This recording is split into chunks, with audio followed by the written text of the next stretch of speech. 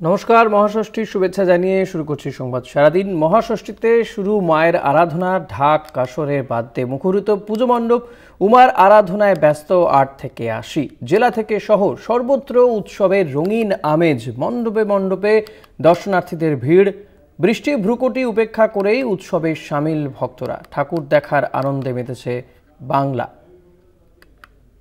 জেলা থেকে শহর, শহরতলি একেবারে উৎসবের মেজাজ। শহর কলকাতার বিভিন্ন পুজো মণ্ডপগুলোতেই কিন্তু ভিড় উপচে পড়ছে।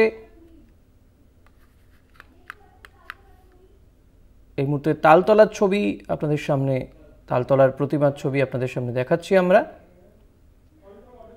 বাঙালির সেরা উৎসব, এই ৪-৫টা দিনের জন্য গোটা বছরের অপেক্ষা, আর সেই অপেক্ষার প্রহর গোনা শেষ। আজ ষষ্ঠী এবং ষষ্ঠীর সন্ধে নাকি অষ্টমীর সন্ধে কলকাতার পুজো মণ্ডপগুলোতে অন্তত সেই ছবি দেখলে কিন্তু বোঝার উপায় নেই। তালতলা থেকে রয়েছেন আমাদের প্রতিনিধি অরিত্র ঘোষ। চলে যাব সরাসরি অরিত্রর কাছে। অরিত্র, কি ছবি এই মুহূর্তে ষষ্ঠীর সন্ধেতে?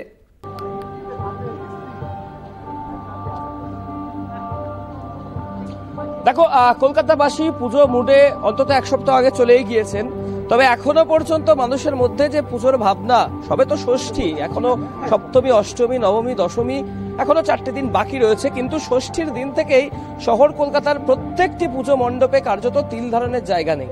আর যেখানে 7 কাহন, সুরের ভাবনা, সুরের শব্দ, সুরের ছন্দ দিয়ে নির্মিত প্রতিমা বা প্যান্ডেল বা মণ্ডপ, সেখানে তো মানুষ একটু আসবেই একটু সুর উপভোগ করতে। আমরা সরাসরি রয়েছি তালতলা সর্বজনীনে এবং সেখানকার এবারের ভাবনা 7 কাহন, অর্থাৎ সুরের যে সপ্তম সুর, সেই সপ্তম সুরকে তারা কোথাও একটা ফুটিয়ে তুলেছেন তাদের মণ্ডপে।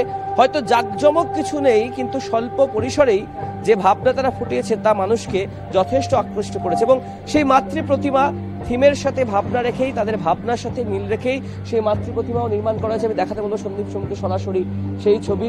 মায়ের অপরূপ সেই মুখ, 10 হাতে অস্ত্র, সিংহ এবং দেবী লক্ষ্মী, সরস্বতী, কার্তিক, গণেশ, পুরো সপরিবারে যে মা দুর্গার অবয়ব বা যে প্রতিকৃতিতে আমরা সাধারণত পুজো করে থাকি মা দুর্গাকে, সেই প্রতিমা এখানে নির্মাণ করা হয়েছে। তবে যেহেতু তাদের ভাবনা 7 কাহন, তাই থিমের সাথে কিছুটা সামঞ্জস্য রেখে নির্মাণ করা হয়েছে মাতৃ প্রতিমাকে বা দেবীর মৃন্ময়ী রূপকে। আমরা সরাসরি কথা বলবো তালতলা সর্বজনীনের পুজো উদ্যোক্তারা যারা রয়েছেন, তাদের এই সুন্দর ভাবনা। আচ্ছা, আপনাদের এই 7 কাহন একটা সুরের সমাহার, মণ্ডপের ভিতরে ঢুকলেই চারিদিক থেকে মৃদুমন্দ সুর আসছে, ভেসে আসছে, এই ভাবনাটা কেন, কি উপহার দিচ্ছেন দর্শনার্থীদের? এই ভাবনাটা 7 কাহন বলতে আমরা ওই রংধনুর 7টি রং, যেটা একটা মানে বলতে পারেন একটা কি বলবো, মানে একটা ন্যাচারাল একটা ফেনোমেনা, যেটা একটা খুব ভালো একটা দৃষ্টিভঙ্গি দেয় মানুষকে, যে প্রত্যেকটা রং অনন্য, কিন্তু একে অপর ছাড়া ওরা কোনো মানে অসম্পূর্ণ, ঠিক আছে? মানে আলাদা আলাদা থাকলে ওরা সম্পূর্ণ একটা রংধনু হতে পারে না। তো তাই ওই যে আমরা ওই ব্যাখ্যাটা আমরা এই আমাদের মণ্ডপে দিতে চেয়েছি, যে এত রং, অর্থাৎ আপনারা রংকে যেমন মেলাতে চাইছেন, সেরকম একটা সুরের অপরূপ পরিবেশ হয়েছে। সুরকে নিয়ে আমরা রং আর সুর, এছাড়া তো জীবন হয় না। তো এই রং আর সুর মিলিয়ে আমরা এই মণ্ডপ সজ্জায় আমরা স্থাপিত করেছি। অর্থাৎ তালতলা সর্বজনীন তাদের এই ভাবনা, তাদের এই কৃষ্টি, তাদের এই সৃষ্টি শারদ উৎসবে হাজারো হাজারো দর্শনার্থীকে উপহার দিচ্ছেন সুর এবং রঙের দুই সংমিশ্রণ। আর সেই মিশ্রণেই তৈরি হয়েছে তাদের ভাবনার এই 7 কাহন। সব মিলিয়ে ষষ্ঠীর সন্ধ্যাতে যেমনটা বলছিলাম, ঋষি কার্যত জমজমাট কলকাতা, জমজমাট তিলোত্তমা, জমজমাট মহানগরের এই মহাপুজো। অরিত্র, দর্শনার্থীরা যারা আসছেন তাদের এই থিম কেমন লাগছে, তাদের কোনো রিয়াকশন কি পাওয়া যাবে এখন? তারা কি বলছেন?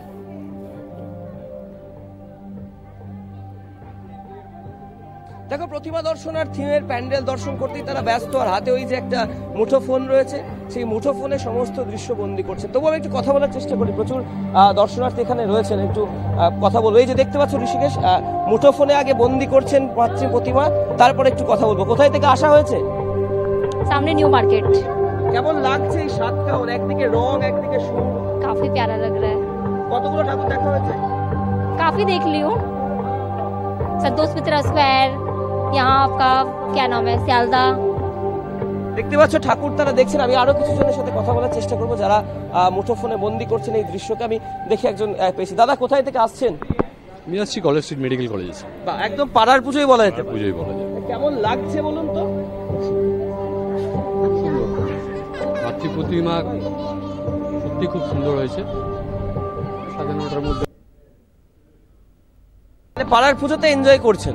হ্যাঁ, আপাতত আজকে থেকেই বেরিয়েছি। তালিকায় আর কি কি রয়েছে, মানে পাড়ার পুজো বলতে? পাড়ার পুজোর বলতে এখন ওয়েলিংটন স্কোয়ার রয়েছে, ফ্যান মার্কেট রয়েছে। অর্থাৎ বুঝতে পেরে ঋষিকেশ পাড়ার পুজো বলেই তার কাছে এই পুজো গণ্য হয় এবং আজ থেকে তিনি শুরু করেছেন পুজো অভিযান। হয়তো অনেক দূর হাঁটবেন, অনেকটা পথ হাঁটবেন সেই দশমী পর্যন্ত। সব মিলিয়ে যেমনটা তোমাকে বলছিলাম, একদম শহর কলকাতা জমজমাট ষষ্ঠী সন্ধ্যা থেকে। একবারে আপাতত অনেক ধন্যবাদ অরিত্র। কথা বলছিলাম আমাদের প্রতিনিধি অরিত্র ঘোষের সঙ্গে। অরিত্র ছিলেন তালতলাতে এবং সেখানকার পুজো মণ্ডপের ছবি, পাশাপাশি দর্শক যারা আসছেন তাদের কি প্রাথমিক প্রতিক্রিয়া, তারা কিভাবে পুজোকে সাজিয়ে তুলেছেন, এই পুজোর দিনগুলোতে কি করবেন, সমস্ত কিছুই জানালেন আপনাদের জন্য।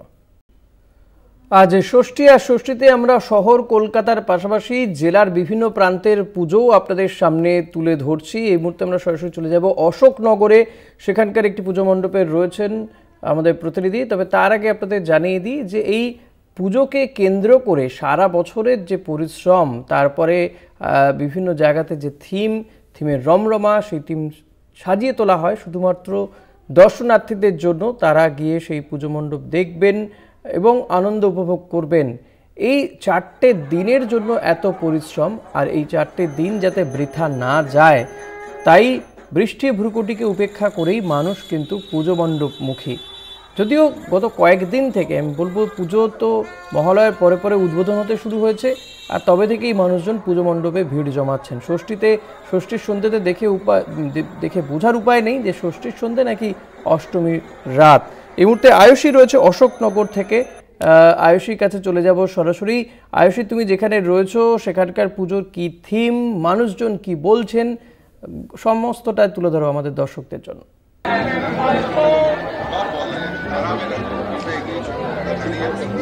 প্রথমেই বলি কলকাতা টিভির সমস্ত দর্শককে শুভ শারদিয়া। এবং সে কারণে আজকে আমি চলে এসেছি অশোকনগর সার্বজনীন পুজো প্রাঙ্গণে। এই মুহূর্তে আমার সাথে দেখতে পাচ্ছেন অনেকজন আছে এবং এই মুহূর্তে আপনাকে দেখাচ্ছি আমাদের মায়ের মূর্তি। কি অসম্ভব সুন্দর আলোকসজ্জা, কি সুন্দর মূর্তি করেছে অশোকনগর সার্বজনীন। জেনে নিই এবছরের থিমটা কি। এবছরের থিম আমাদের মূলত বাংলা আমার মায়ের। তো আশা নিয়ে যেহেতু দেখতে পাচ্ছেন যে আজকাল বিভিন্ন জায়গায় বাঙালিরা প্রতারিত হচ্ছে, অত্যাচারিত হচ্ছে, সেক্ষেত্রে আমাদের যে মানে কর্ণধার বা মূল ভাবনা যার, তিনি আমাদের কারিগর। এই জিনিসটা আমাদের উনি মেনলি এই জিনিসটা কারিগর আর কি। উনি জিনিসটা আমাদেরকে এত সুন্দরভাবে রিপ্রেজেন্ট করেছেন যে আমাদের ভাষাটা আমাদের মানে মায়ের ভাষা না, আমাদের রক্তের মধ্যে বাহিত হচ্ছে। মূলত এটাই কিন্তু আমাদের মন্ত্রীমশাইয়ের মাথা থেকে মস্তিষ্ক প্রসূত, এবং এটা আমাদের বাঙালিদের হৃদয় যে স্পর্শ করছে, এর থেকে বেশি আর কিছু আমাদের কাছে আর কিছু বলার নেই। আর দেখতে পাচ্ছেন যে খুব সামান্য জিনিস দিয়েই আমাদের মণ্ডপ সজ্জা হয়েছে। এটা একটা অতিরঞ্জিত ব্যাপার। এত সুন্দর পুজো আমাদের মানে গত বছরের পুজো আমাদের ভীষণ ভালো হয়েছিল, এবছর যেন তার মধ্যে আরো বেশি চাকচিক্য এসেছে।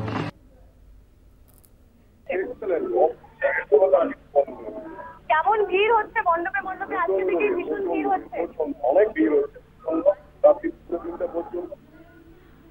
মাঝখানে তো খুব বৃষ্টি হয়েছিল, বাঙালির মন একেবারে খুব দুঃখে ভরে গেছিল যে আমরা কি আর মণ্ডপ দেখতে পারবো না, মণ্ডপ কি আমরা দেখতে পারবো না। তো সেই কারণে আজ কিন্তু আবার দুঃখে ভরে গেছিল যে আমরা কি আর মণ্ডপ দেখতে পারবো না,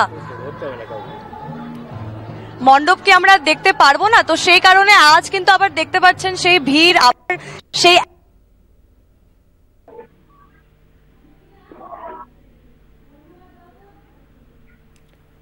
একদমই আয়ুষী, সেই ছবি আমরা দেখছি, মানুষজন ভিড় জমিয়েছেন এই পুজো মণ্ডপে। অশোকনগরে পুজো মণ্ডপে প্রচুর মানুষ আসছেন, তাদের থিম দেখতে আসছেন। আপাতত অনেক ধন্যবাদ তোমাকে, কথা বলছিলাম আমাদের প্রতিনিধি আয়ুষীর সঙ্গে।